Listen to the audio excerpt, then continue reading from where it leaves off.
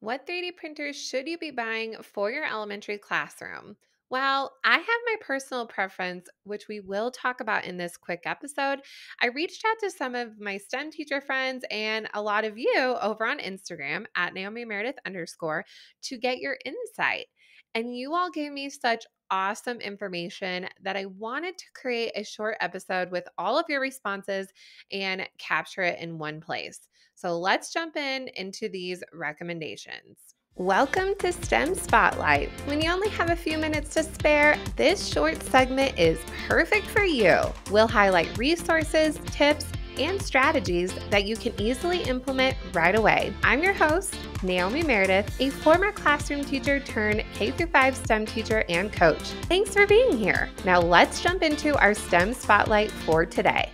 If you haven't checked them out already, the last two episodes before this one were all about 3D printing, so make sure to check those out. In episode 69, I talked about the top tips for 3D printing in the elementary classroom and some lesson plan ideas of what I do with kindergarten through fifth grade. And then the one after that was episode 70, where I interviewed Bruce Wyman, and he has extensive knowledge when it comes to 3D printing, and he taught elementary STEM and is currently in the middle school space and also had a 3D printing company. So he has a lot of knowledge and expertise. So definitely go back and take a listen to those. And then this episode will be, like I said, those recommendations that you guys gave me. Before we jump into these recommendations, none of these are sponsored, by the way. And these are comments from STEM teachers like you and who have experienced using them. Of course, there are more 3D printers out there. So this is definitely just a snapshot of some that are being used in classrooms today. The first brand we're going to talk about is MakerBot. And the brand that I have currently is the MakerBot Sketch Classroom. And I really, really, really love them. When I entered my classroom, there was an older printer left in my room. It was a MakerBot brand. I'm not sure what it is. I know it's not made anymore. And it was fine, but it was really old. It was probably when 3D printers were just getting implemented in classrooms. It was probably good for its time, but there definitely needed to be some upgrades. So that's actually what started my search, to be honest, into MakerBot, because that was the brand that was already in my room.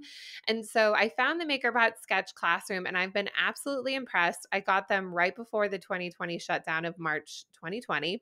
And since then, I've had zero issues. So I have two printers, lots of filament rolls.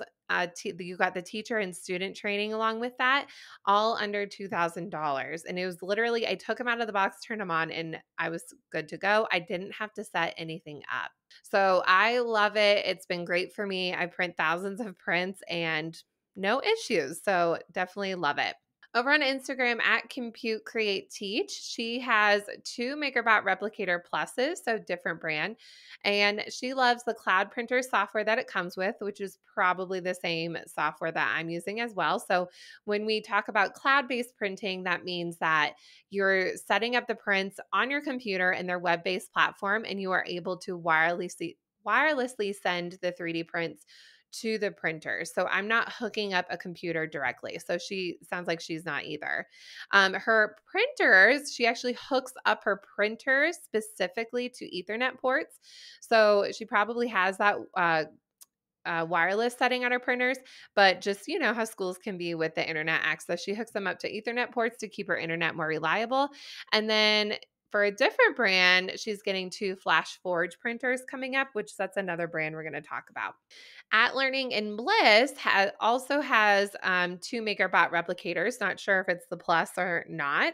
She said those have also been very dependable and thousands of prints each year. So she also has a Flash Forge Finder, and hopefully that is going well for her as well. At Essentially Alf has an XYZ, which I had never heard of this brand before.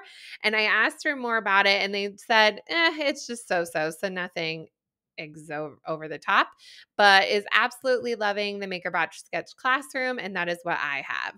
And then Mathematically Enthused, which is Kelly Hogan, which you heard from her on the podcast back in episode 45. So go and check out her episode. She's a K through 6 STEAM teacher. She also has a MakerBot brand, is really enjoying it.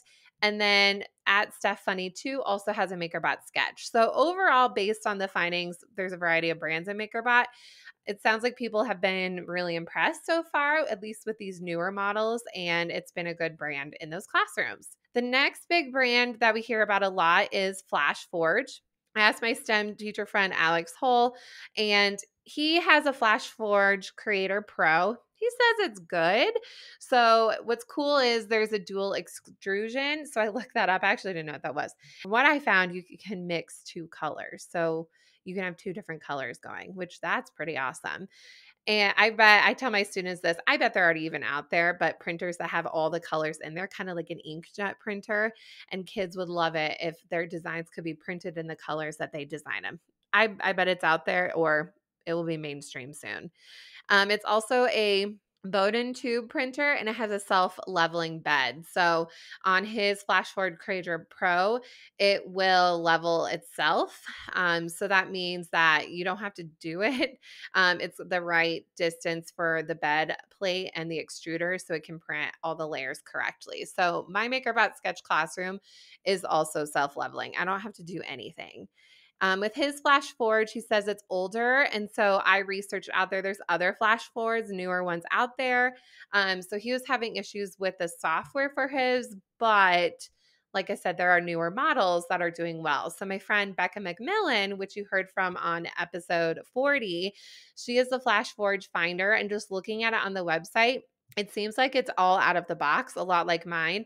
It's an affordable price. She likes it. And hers has Polar Cloud. So again, you can send the prints wirelessly, which definitely is a game changer, not having one computer set up to your printer.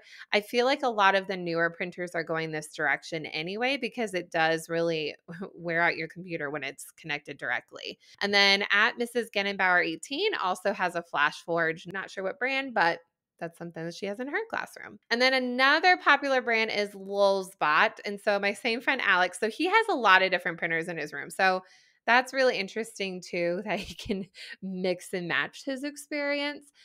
He has the Lulzbot Mini 2. Number 2. He says it's meh.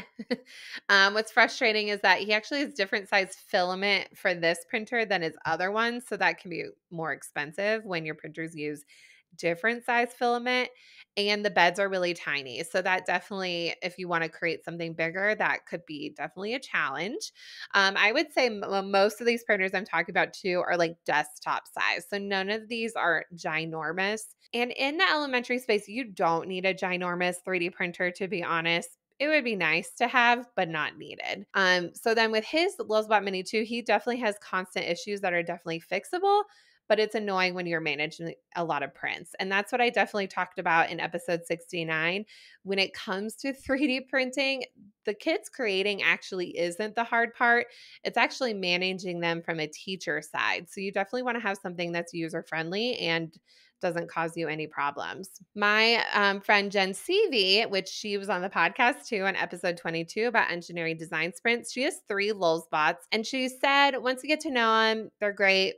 And once you understand, so it sounds like there's like more of a knowledge base that you need for Lulzbot, just based on what you guys are saying.